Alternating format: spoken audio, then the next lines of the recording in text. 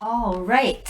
So, welcome everybody. This is the first lecture in our last module, Module 5, which is focused kind of loosely on political economy and kind of articulations with the environment.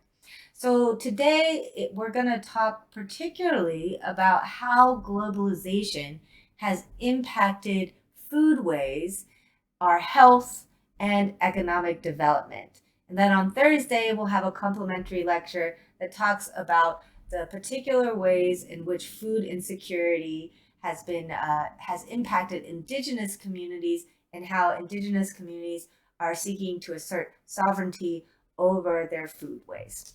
So let's dive in today with just a real simple definition. Food systems. Okay. So there's no single aspect of everyday life that has been altered more dramatically by economic globalization than food systems.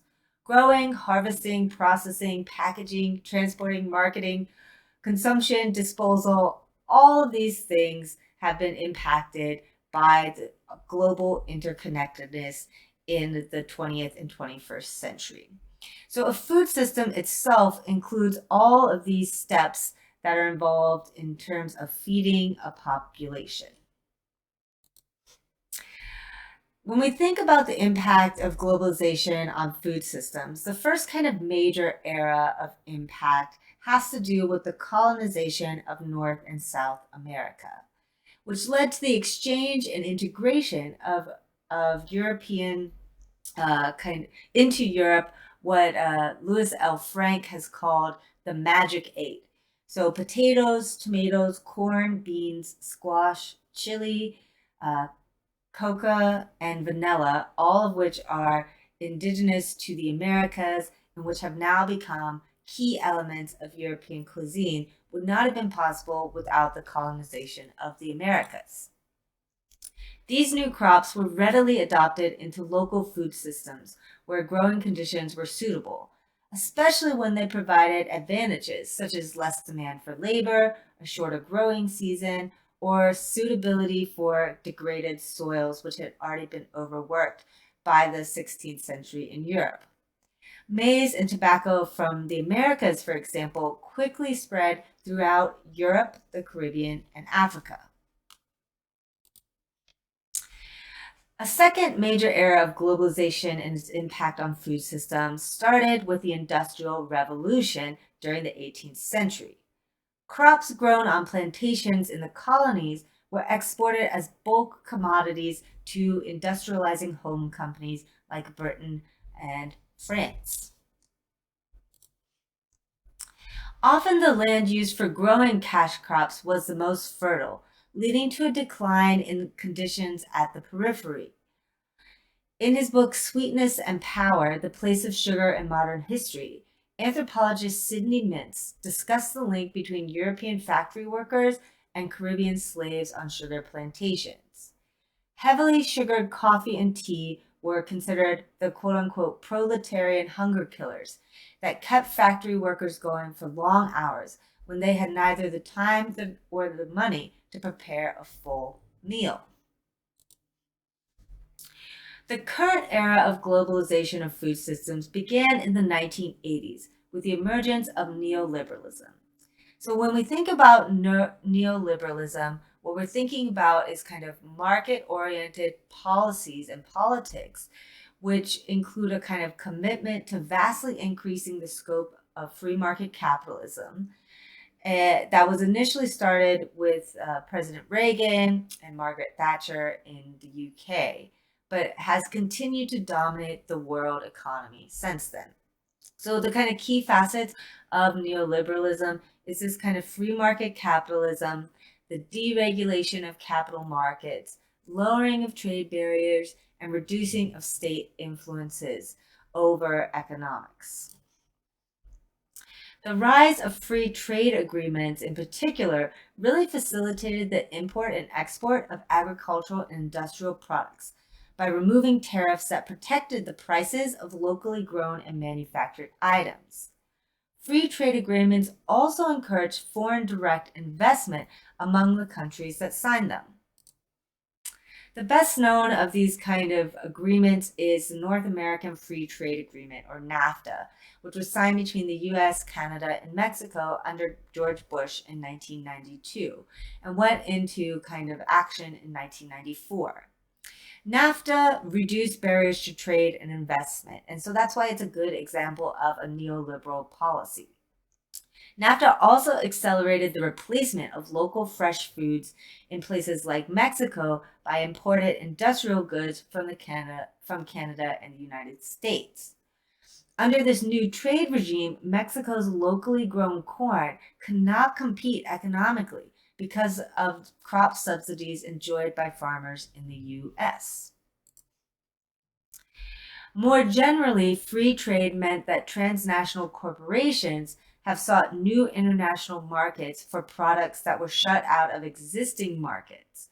For instance, opposition to GM crops in Europe led the US to seek friendlier markets, turning to Mexico, where US investment produced genetically modified corn that was cheaper and less regulated to produce south of our US border.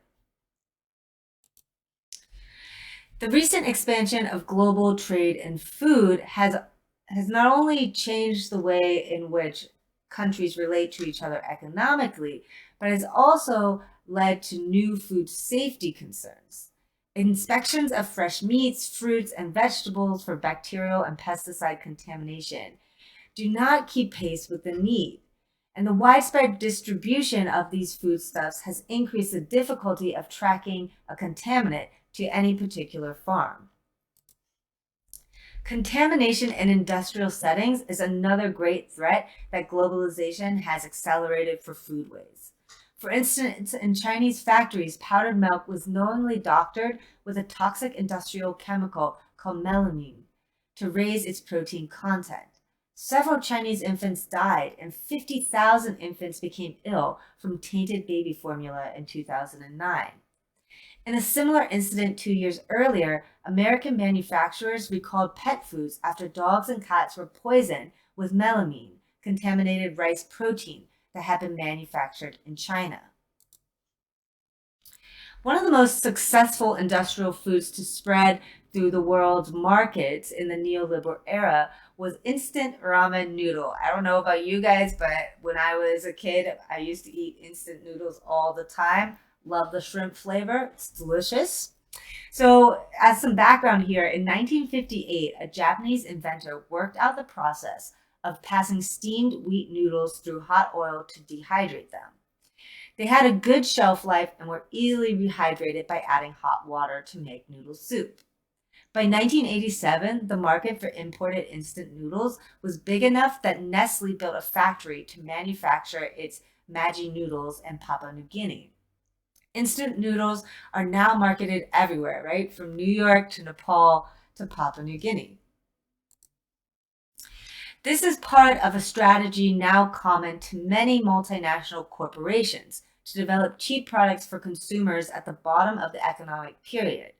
While fast, convenient, and filling, instant noodles are not nutritious and contain high levels of saturated fat from palm oil and flavorings that have incredibly high sodium content. Basically twice your sodium content for one day in just a packet of instant noodle. Along with chips, crackers, and cookies, products like instant noodle have fueled the global obesity epidemic. Obesity is defined in modern scientific medical journals based on body mass index, or your BMI. And if you have a BMI of 30 or over, you are considered obese. While overweight is defined as having a BMI between 25 but less than 30. BMI is basically calculated as weight divided by height and then squared. So by this definition, for example, a person who's 5'9" and weighs 200 pounds is obese. The same person who weighs in the range of 169 to 203 pounds would be considered overweight.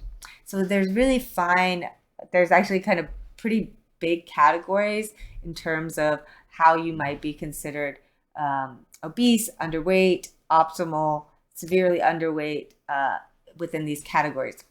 And you can see in the chart behind me where you would fall based on your height and your weight.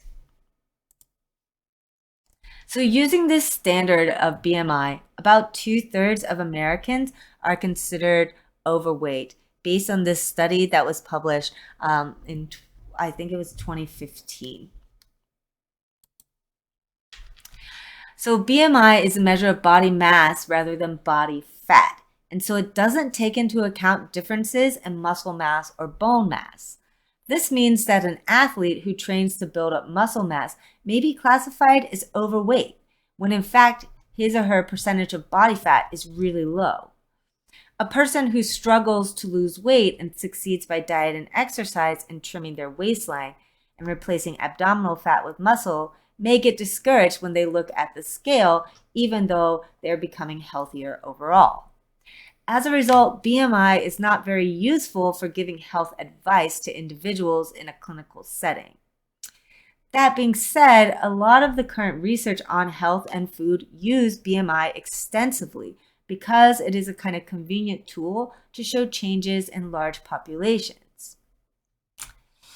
Remember, however, that these kind of cutoff points are arbitrary. They're set by doctors who have particular ideas about what relationships between health and body size. They're not absolute facts.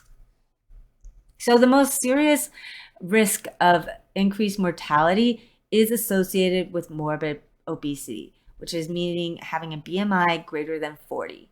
Morbidly obese individuals are more than 100 pounds above their ideal weight. They are at an increased risk of things like hypertension, cardiovascular disease, adult onset diabetes, as well as certain cancers. These diseases are sometimes referred to in the medical field as diseases of affluence or lifestyle diseases. However, they are increasingly common among the poor and are found in underdeveloped and non-Western economies, as well as in wealthy places like the United States. While less seriously obese and overweight individuals are also at a greater risk for these kind of conditions, they are not clearly at an overall risk of mortality, basically not at risk of dying from these diseases.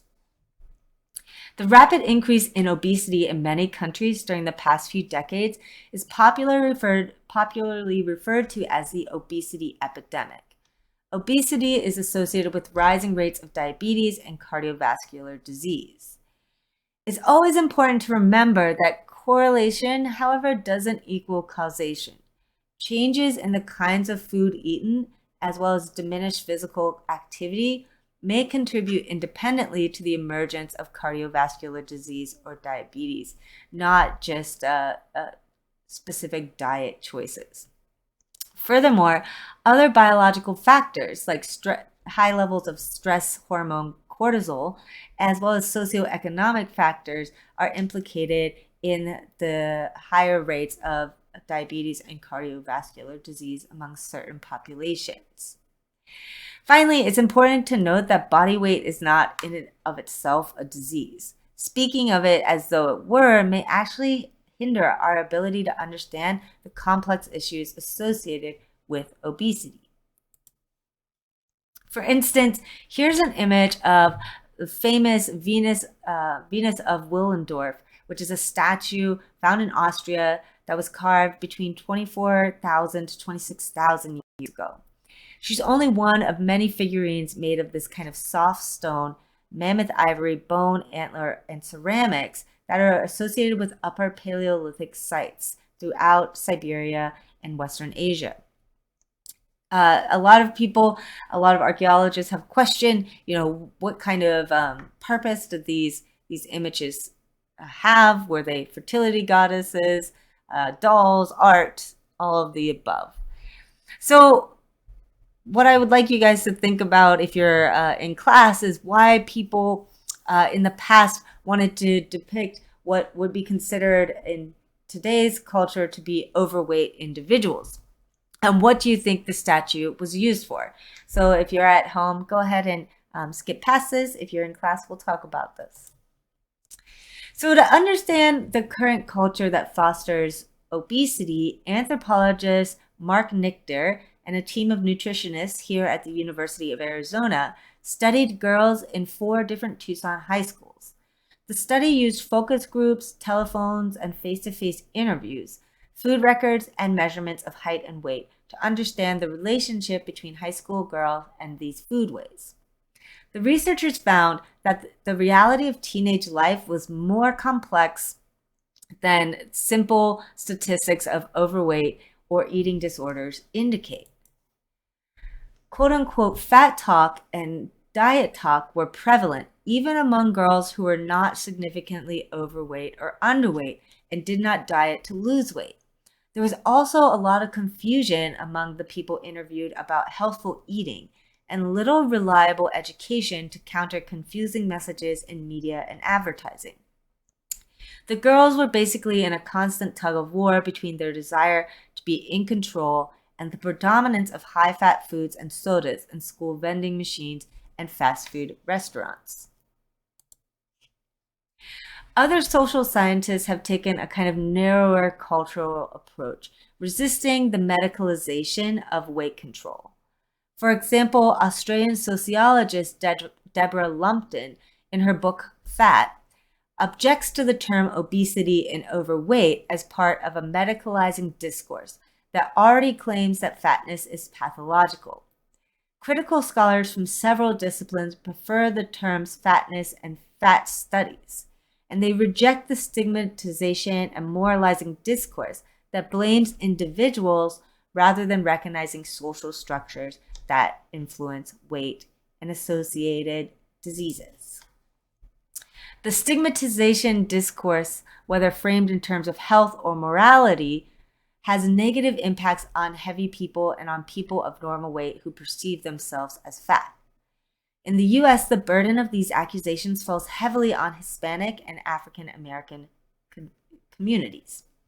Poignant essays written by young adults in their late teens and early 20s who have been subject to long-term fat abuse reveal a pattern of eroded self-confidence, persistent failed attempts at losing weight through dieting and exercise, as well as social withdrawal. Another critical approach to the question of the obesity epidemic is that of political ecology. This approach calls special attention to the role of contemporary capitalism in creating the obesity fostering food system I've described so far. This kind of approach also examines how capitalism has made additional profits off obesity through the diet and fitness industry, and various economic penalties on fat individuals who are blamed for their obesity. In the remaining time, I want to use this approach to discuss the globalization of food and the cause of food insecurity and famine in particular. So I want to hear from you guys in class. What is food security, and what countries do you think have the highest levels of food insecurity and why? So take a couple minutes to think about this question.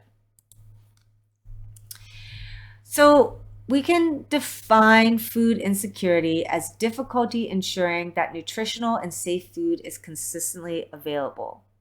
Sub-Saharan Africa has the most food insecurity in the world, but insecurity also happens in the developed world. In the US in 2011, at least 14.9% of households experienced food insecurity, particularly in places like Michigan, Texas, and Arkansas, which had very high rates of food insecurity compared to places like North Dakota, Massachusetts, and Virginia, which had very low rates of food insecurity. Basically, the food insecurity encompasses everything around your ability to ensure nutritional and safe foods are consistently available. And people face food insecurity in the United States despite food assistance programs like food stamps, soup kitchens, pantries, and free school lunches. Often, obesity and food insecurity are found in the same household because of the inability of those households to buy healthful foods. According to the U.S. Department of Agriculture, households composed of a single woman with children and Hispanic and African American households are the most likely to experience food insecurity. Nutritional anthropologists have helped to document localized pockets of hunger and identify factors that contribute to it. For example, they've shown that rural Appalachia, older adults living near the coalfields of Kentucky in particular, are more likely to be food insecure if they eat alone and if they have to purchase several prescription medications with limited income. In some North American neighborhoods, healthful foods simply aren't available. In the inner city of Syracuse, New York, a medical anthropologist studying the causes of high infant mortality noted that supermarkets had basically fled the city. In neighborhoods with the highest infant death rates, corner stores prominently market and sell cigarettes, malt liquor, and lottery tickets, while stocking very few fresh fruits and vegetables or dairy products. In developing countries, seasonal hunger is common in farm families and has its greatest effect on young children. Peasant farmers do not produce for themselves alone, but are part of a larger society in which they support landowners and town dwellers who produce no food. Farm families who grow non-food commodities are even more food insecure because they have no food to produce. They are producing their own food and are subject to these other production circuits. In northeastern Brazil, for example, traditional subsistence farming provided a kind of precarious living because drought was frequent, but the dry conditions were well suited to growing export crops like sisal, which is used to make twine. And anthropologists and nutritionists have documented the negative effects of this shift to growing sisal on the nutrition of northeastern Brazilian people. Basically, the energy requirements of the workers were really high because of their heavy amount of physical labor in harvesting this twine substance. As a result, almost all of their wages were spent on food trying to meet their higher energy needs. Even so, few families actually earned enough money to buy sufficient food to prevent their children from being malnourished. Raising export crops can have positive effects on health if the producers retain control of the profits, as well as sufficient land to meet their subsistence needs. For example, in the highlands of Papua New Guinea, the health and nutrition of children actually improved after the introduction of coffee as a smallholder cash crop. The income from coffee made it possible for parents to buy rice and canned fish, higher protein foods that could supplement a traditional diet of sweet potatoes. These areas the areas that are most involved in coffee raising for sale had the best roads, which could provide access to education and health services as well as markets.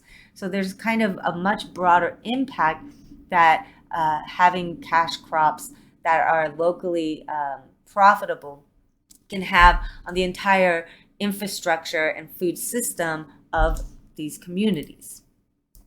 Overall, economic development through the export of foods has more often been ecologically as well as nutritionally detrimental to local populations. During the 1980s, Hondurans took up new non-traditional exports such as shrimp and melons. Shrimp farming drastically altered the vulnerable mudflats and mangroves of the south coast of Honduras. And melon growing was dependent on using more and more poisonous insecticides. The limited freshwater supplies of the coastal region were eventually depleted by irrigation for melons and contaminated from runoff of pesticides, threatening the new shrimp industry as well as human health. Neither shrimp nor melons contributed to the diet of local people, and the profits from their exports went to large investors. Shrimp, melon, these are both examples of kind of delocalization of food production and distribution, which has negative effects on local populations. The global land grab is probably the most recent phase in the delocalization and loss of local autonomy in terms of food supply. After global food prices rose sharply in 2008 in association with the recession, nations that were short of water or land became increasingly interested in purchasing large amounts of land overseas.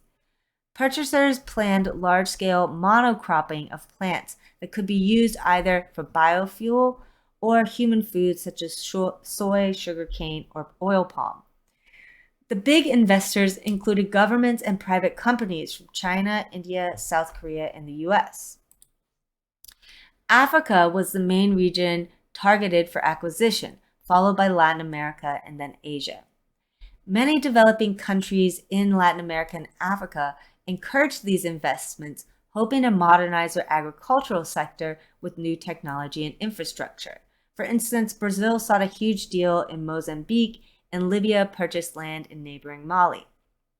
The substantial conversion of land to export crops forces subsistence farmers to take low-paid plantation work or migrate to cities, which increases food insecurity. Export cropping combined with local malnutrition is not a new phenomenon. During the Great Starvation in Ireland in 1845 through 1848, what we think of as the potato famine, led Ireland to continue to export grain and livestock to England. Similarly, during the late 1950s and early 1960s in China, Chairman Mao collectivized all rural households into people's communes and ordered a doubling of grain exports to the Soviet Union and other communist countries. At the same time that he was increasing grain exports, he also cut food imports systematically for the next 2 years. To meet these goals, officials extracted higher grain levies from the farmers and locked up the grain in state storehouses. Meanwhile, the government suppressed information about the famine that was already occurring, with more than 35 to 50 million people who died. The outside world did not know about the famine, the largest in world history, until the 1980s, when researchers analyzed census data and discovered a missing cohort from the years of the famine. The export of food during the famine is thus one indicator that famine has a political dimension and is not simply a direct result of climate. So on the positive side of things, globalization has led to our ability to better predict localized famines like what happened in China and to mobilize humanitarian responses. On the other hand, globalization of markets has contributed to the emergence of truly worldwide food crises among the poor. Food prices rose sharply after 2006, spiking in 2008 and again in 2010, leading to violent protests in several countries. The initial events precipitating this hike in food prices were a drought that wiped out the Australian grain crop and the adoption of U.S. legislation to use corn ethanol and gasoline. Food price shocks are felt most strongly in poor households that already spend more than half of their income on food. So in kind of wrapping up here, we can think about the primary causes of food crises as being linked to price increase and associated food insecurity. And there's many different factors that have influenced this crisis, including changing climate, diverting grain crops into production for biofuels, rising fuel prices, large-scale environmental degradation, increases in meat production, as well as commodity price speculation, which leads to spikes in the market, which is disadvantageous for particularly poor nations. All right, that's all I have for you guys today. The D2O question and answer is Chaco Canyon is green. Make sure to fill that out, and I'll see you on Thursday for our next lecture on food waste.